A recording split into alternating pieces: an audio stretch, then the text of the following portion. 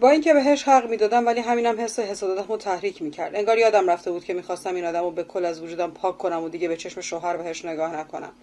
حالا چرا دوباره همه چیز عوض شده بود و من خیلی باید میگشتم تا شاید یه درصد کوچکی از اون خشم و کینه‌ای که پیدا کرده بودم و تو خودم پیدا کنم. چرا اون حسادتی که تو وجود همه زنای شوهردار هست دوباره برگشته بود و نمیذاشت ساکت بمونم؟ یعنی فقط رابطتون در همین حده؟ تیزتر از اون بود که معنی اصلی سوالمو نفهمه. نیم نگاهی به انداخت و سالی تمام گفت دروغ چرا؟ یه زمانی به سرم زد عقدش کنم فقط برای اینکه از این تنهایی در بیاد و سایه نفر بالا سرش باشه، ولی از طرفی خودش این مستقل بودن رو دوست داشت. آدمی نبود که وبالی گردن بشه. از طرفی هم دلم نمیومد اولین و شاید تنها تجربه زندگیش یه ازدواج بدون عشق باشه. واسه همین کلا از ذهنم پسش زدم و یه کاری کردم که فقط مثل خواهر باشه برام. پوزخندی زدم و گفتم خوبه دیگه. واقعا به این باور رسیدم که نازنین خانم تافته جدا بافته است، چون دقیقاً همین چیزا رو سر من با دل و جونم انجام دادی و اصلا دلت نسوخت. تو خودت هم خواستی نخواستی؟ میتونستی اصلا نیای خواستگاری. آدمی نبودی که زیر بار حرف زور بابات بری. اومدم چون فکرشم نمیکردم جواب مثبت بدی، چون فکرشم نمیکردم همچین نقشه احمقانه رو با همدستی بابام کشیدی. بابام و نریمان به خاطر علاقهشون به من همچین کاری کردن. تو چرا راضی شدی پاپاشون بیای؟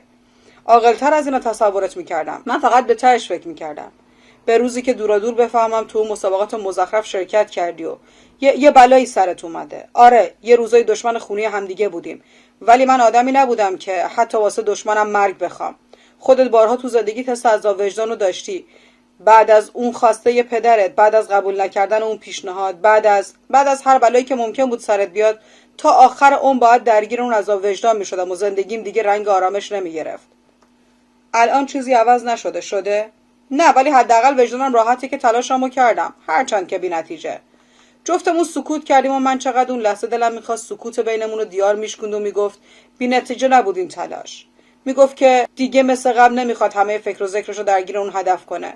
ولی هیچی نگفت تا اینکه دوباره خودم لب زدم. همه چیزو فهمیدم بجز یه چیز. چی؟ از ترس اینکه دوباره واکنش تندی نشون بده دوباره مثل همون روز عصبی بشه با احتیاط پرسیدم اون مرده کت و شلوار سفیده که اومده بود عروسیمون و تو با دیدنش عصبی شدی، اون کی بود؟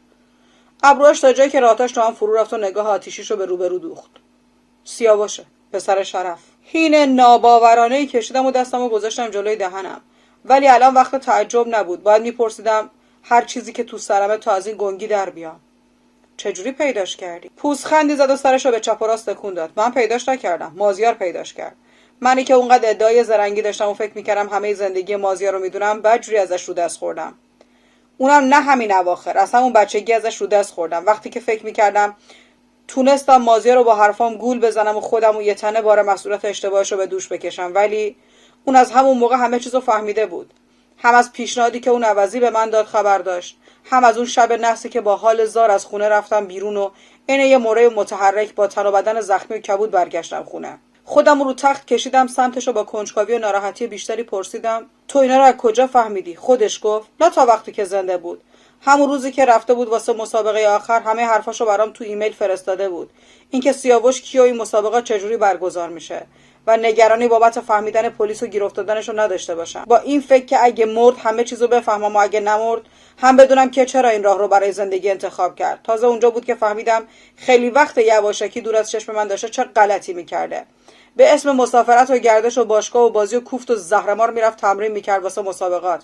حتی تو ایمیل برام آدرس فرستاده بود که برم سراغش و شادی این انتقام باهاش جشن بگیرم، ولی خیلی دیر رسیدم. وقتی رسیدم که جسد غرق خونش رو تو لاشای ماشینش کشیدم بیرون.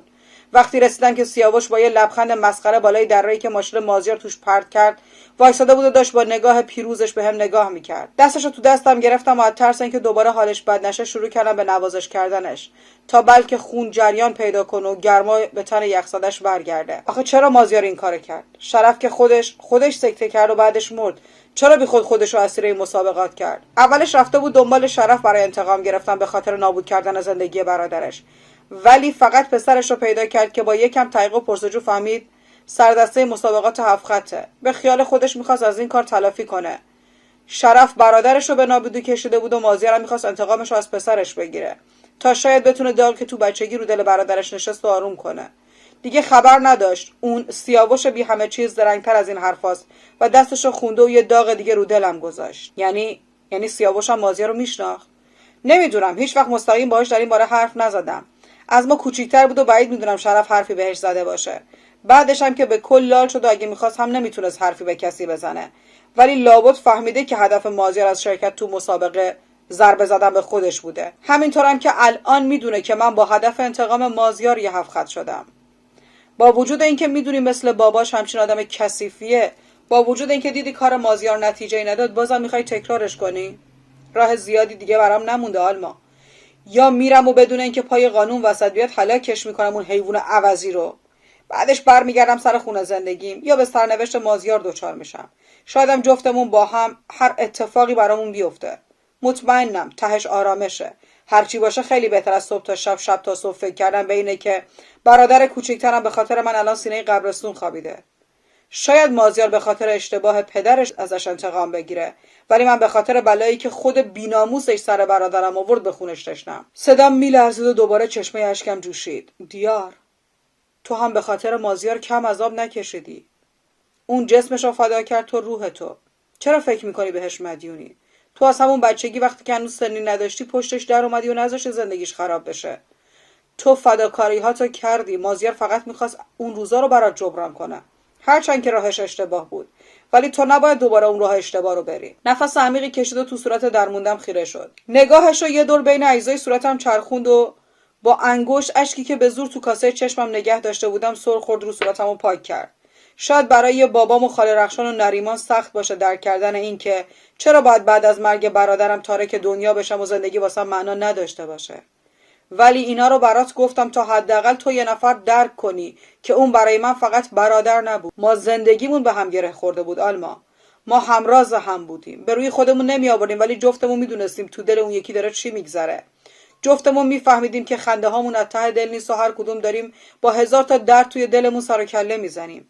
اصلا اون بچگی فقط خودمون دو تا برای همدیگه و خانواده رو معنا کردیم. بابام که صبح تا شب سر کار بود و همه ذهنش پیشرفت شغلیش پر کرده بود. از مامان مریضمون هم توقعی نداشتیم و مراعات حالش رو میکردیم. هرچند که اونم غم توی چشمای پسراشو خونده بود و هر بار که نگامون میکرد میفهمیدم دلش میخواد یه چیزایی بپرسه و جلوی خودشو میگیره. میدونست جفتمون یه درد حل نشدنی داریم. درگیر سرطان بود، ولی هنوز اونقدری پیشرفته نشده بود که بخواد از پا درش بیاره. اینکه تو خواب سکته کرد فقط میتونست از شدت غصه و فکر و خیال باشه. تنها حرفی که به ذهنم رسید تا به زبون بیارم حین ادامه نوازش دستش زمزمه کردم: متاسفم. سرم پایین بود، ولی بازم حس کردم که چشماش پر شده که اون یکی دستش سری پاکشون کرد. شاید رابطمون تا قبل از 13 سالگی معمولی تر بود، ولی بعد از اون مازیار شد جزئی از وجودم، شد زندگیم.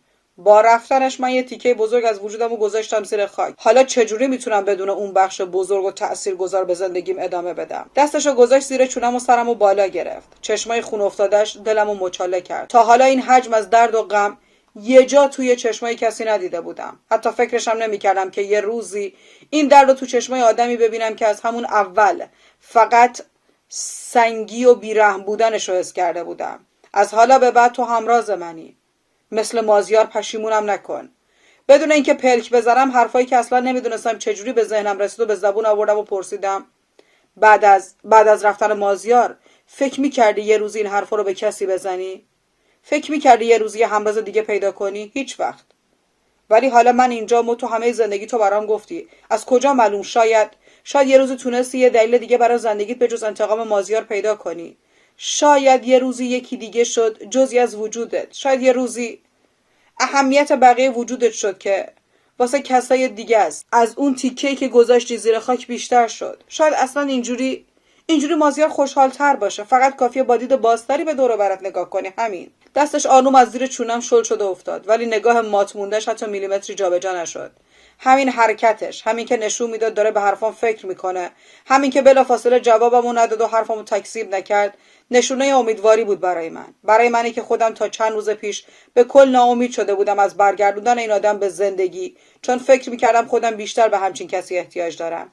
ولی حالا بعد از شنیدن این حرفا دوباره انگیزه پیدا کرده بودم. حالا دیگه واسه خودم مهم شده بود که دلیل ادامه زندگی دیار باشم. علیرغم همه انکار کردنم، علیرغم همه عصبانیت‌هایی که توی مدت نسبت به این آدم داشتم، علیرغم گذشته تلخی که شاید تا آخر عمر رو زندگیمون تأثیر بذاره، من دیارو میخواستم. این حقیقتی بود که تو تمام رگ‌های تنم جریان پیدا کرده بود و نمیتونستم ازش خلاص بشم. پس محکوم بودم که مسیرم رو بر اساس اون جلو ببرم تا هر جایی که نفسم یاری کنه. نصف شب بود که از خواب پریدم و با حس خشکی بیش از حد گلوم خودم رو تخت کشیدم بالا تا یکم آب بخورم. ولی قبل از پارچ آب چشمم به جای خالی آلما کنارم افتاد و سریع از گوشیم ساعت رو چک کردم. از 3 گذشته بود و مطمئنم که امشبم آلما کنارم روی تخت خوابید. پس الان کجا رفته بود؟ حتی از سرویس بهداشتی هم صدایی نمی اومد. یه لیوان آب خوردم و خودم رو بیدار نگه داشتم تا بلکه چند دقیقه دیگه برگرده. نگاهم تو تاریکی اتاق به روبرو خیره بود و ذهنم پر کشید سمت 3 روز پیش و حرفایی که از گذشته بهش زدم. حرفایی که حتی باورم نمیشد یه روز بخوام برای کسی به زبون بیارمش. نمیدونم چی تو وجود آلما دیدم و چقدر نزدیک به خودم حسش کردم که همچین تصمیمی گرفتم. شاید آلما تنها کسی بود که مجبور بودم بهش توضیح بدم. مجبور بودم که کاری کنم که درکم کنه. شاید اینجوری اشتباهات ریز و درشتم و به خاطر شرایط سخت گذشتم ندیده بگیره و ببخشه. نمیدونم تا چه حدی موفق بودم، ولی همین که هیچ دلسوزی و ترحمی ازش نمیگرفتم خیالم راحت میکرد که کارم اشتباه نبود. من یه عمر از همین احساس ترحم یا نگاه بدی که ممکن بود اطرافیان به این قضیه داشته باشن خفه خون گرفته بودم و دردامو تو دلم دفن کرده بودم. کم پیش نیامده بود که صحبت همچین اتفاقی بین دور و بریام شده باشه و خیلی با تمسخر القاب زشت نصیب اون پسر بچه‌ای که ناخواسته همچین بلایی سر زندگیش اومده بود میکردن و حتی باهاش جوک میساختن. اون وقت من چجوری میتونستم به کسی اعتماد کنم و خصوصی ترین و تلخ‌ترین تجربه زندگیمو باهاشون در میون بذارم و خیالم راحت باشه که چند وقت دیگه از همین نقطه ضعف علیه خودم استفاده نمیکنن. نه، نمیتونستم خودمو گول بزنم و اینکه من تو کشوری زندگی میکردم که فقط ادعای فرهنگ داشتن و به وقتش از همه کشورهایی که نژادشون پایینتر از خودشون میدونن بی فرهنگتر میشدن. شاید در آینده با مطالعه بیشتر مردم و فرهنگ سازی اگه همچین بلایی سر کسی اومد ترس از رفتن آبروش نداشته باشه و حق به جانب کثیفی و مریضای روانی رو همه جا جار بزنه. ولی الان هنوز مردم اونقدر روشنفکر نشده بودن و خیلیشون نمیتونن با دید آلما به این قضیه نگاه کنن. خیلی دیگه حتی نمیتونن رو اون آدم حساب باز کنن به خاطر بلایی که تو بچگی ناخواسته سرش اومد و من به وضوح اون روزی رو میبینم که این خبر پخش بشه و جدا از زمین خوردن خودم و خرد شدن غرورم پیش همه شغل و اعتباری که برای خودم درست کردم هم زیر سوال بره. به خودم که اومدم دیدم نزدیک نیم ساعتی که منتظر آلمان نشستم و هنوز نیومده. دستمو دراز کردم و ویلچر رو کشیدم سمت تخت. نمیتونستم برم پایین ولی حداقل تو همین اتاقای بالا میتونستم یه چرخی بزنم، شاید پیداش کنم. اصلا شاید حالش بد شده باشه و یه جا افتاده. خودمو کشوندم لبه تخت و نشستم روی ویلچر. این مسابقات یه حسنی هم برام داشت، اونم قوی شدن ماهیچه‌های دست و پام بود، وگرنه نمیتونستم وزن خودم رو دستام تحمل کنم. بعد از گذاشتن پاهام روی پدال ویلچر راه افتادم سمت در. زمان زیادی لازم نداشتم برای گشتن دنبال آلما. نوری که از زیر در یکی از اتاقا بیرون میزد نشون میداد که آلما گریزون از تاریکی اونجاست و من واقعا نمیدونستم چرا نصف شب باید بیدار شو بره یه اتاق دیگه. هرچی نزدیکتر میشدم صدای گریه و حقحقش واضح‌تر به گوشم میرسید و منو به این باور میرسوند که برای راحت گریه کردنش اینجایی که منو بیدار نکنه. ولی من دیگه آدمی نبودم که با نبودنش روی تختم کنار بیام، یه شاهد گریه کردنش باشم و چیزی نگم. این دختر به اندازه کافی تو زندگیش گریه کرده بود. چرا کاری نمی‌کردم که حداقل از حالا تا وقتی که زندم لباش فقط به خنده باز بشه و اشکش فقط از شدت خنده زیاد سرازیر شه. در اتاقی که باز کردم و ویلچر رو بردم تو، یه لحظه گریهش قطع شد و همونطور که به پهلو رو تخت خوابیده بود با ترس برگشت عقب که با دیدن من دوباره روشو برگردوند و زد زیر گریه. از ترس اینکه شاید کسی زنگ زده و خبر بدی بهش داده با سرعت بیشتری رفتم سمتش و دستمو گذاشتم رو شونش و تکونش دادم. آلما، چی شده؟ چرا گریه میکنی؟ بینیشو کشید بالا و سعی کرد آرومتر باشه. هرچند صدای پر از بغض و لرزونش هنوز قابل تشخیص بود. هیچی، برو بخواب. کاری به خواب من نداشته باش. جواب منو بده. سکوتش عصبیم کرد که با صدای بلندتری توپیدم. با تو هم آلما. دوباره صدای گریهش بلند شد و این بار لابلای حقیق شنیدم که گفت خواب بابامو دیدم. تو ثانیه عصبانیتم فروکش کرد و با نگاه پر از دلسوزیم زل زدم به شونه‌های ظریفش که به شدت میلرزید. تو اون 2 ماهی که نبودم چند بار شبا اینجوری تو تنهایی گریه کرد و کسی نبوده که آرومش کنه. من تنهاش گذاشتم به امید آدمای دور و برش، ولی اصلا به این فکر نکردم که خود آلما هم میخواد با اون آدم‌ها آروم بشه یا نه. اصلا باهاشون احساس راحتی داره یا نه. شاید منم تا قبل از فوت پدر شوهر خوبی براش نبودم، ولی حرفایی که شب قبل از رفتنم بهم زد نشون میداد که چقدر بهم احتیاج داره و من چقدر راحت نادیده گرفتمش. نمیدونستم حالا هم به همین اجازه رو میده یا نه، ولی باید امتحان میکردم. حالا که بودم باید به وظیفم عمل میکردم و نمیذاشتم زنم تو قصه دوری و دلتنگی باباش غرق بشه. خودمو از روی ویلچر انداختم روی تخت و قبل از اینکه آلما برگرده سمتم از پشت بغلش کردم. به خاطر جابجا شدن پردردسرم اونم دوباره توی زمان کم پاهام درد گرفته بود ولی اهمیتی نداشت. مهم حال نامیزون دل آلما بود که باید همین امشب میزون میشد. هنوز کلمه برای آروم شدنش به زبون نیاورده بودم که با بغض و گریه لب زد: خیلی تنها شدم دیار. یه دفعه خیلی تنهایی رو حس کردم. داشتم زندگیمو میکردم که فهمیدم بابام رو تخت بیمارستان خوابیده. تا بیام با این واقعیت روبرو بشم و هضمش کنم، بابام مرد. هنوز تو بحت مرگ یه دفعه‌ای و پیش بینی نشدهش بودم که تو هم رفتی و من شب و روز فقط داشتم از خودم و خدا میپرسیدم چرا؟ چی شد که یهو اونقدر تنها شدم؟ کلا 2 تا آدم تو زندگی مونده بود. چرا یهو خدا جفتشون رو همزمان ازم گرفت؟ شانس بد من بود یا بیرحمی شماها که اصلا فکر نکردید آخر عاقبتم قراره چی بشه و این تنهایی چه به روزم میاره؟ دستمو تو موهای بازش فرو کردم. چند دقیقه تو سکوت فقط مشغول نوازشش شدم. میدونستم ممکنه هر حرفم گریه‌شو شدیدتر کنه، واسه همین گذاشتم آرومتر بشو. بعد شروع کردم به توضیح دادن. شایدم از شانس بد من بود که درست همین امسال محل برگزاری مسابقات تغییر کرد و به خاطر لو نرفتن بازی‌ها مجبور شدن مسابقات بعدی رو تو دبی برگزار کنن.